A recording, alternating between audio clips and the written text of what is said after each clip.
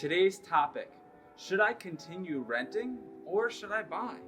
How do I know when I'm ready to buy a house? My father's colleague asked me, why would I buy? I'm so happy renting.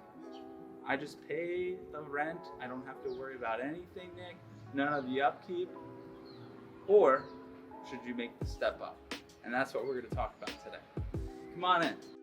Hey everyone, this is Nick Despotidis here live talking about Washington, D.C. and why it's a good time to invest. If you want to learn more, press the subscribe button. Also, don't forget to give me a thumbs up. Always like the compliments and it helps out my business and getting the word out there. Awesome, so now that you're here, we have a question that all first-time home buyers ask. How do I know if I'm ready to buy or should I continue renting? So if you're spending money on rent, you already know you're paying the landlord.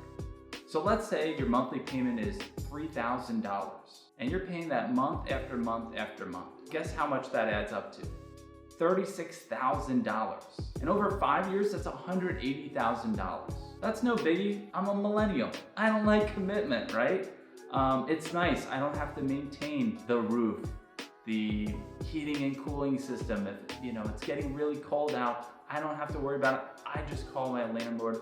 They take care of it. But on the other hand, your uncle's saying, hey, it's good to invest. $180,000 you're just throwing out there. Now, in this house in Brooklyn, that's $599,000. I don't know where you live, but here in Washington, D.C., that's a phenomenal price.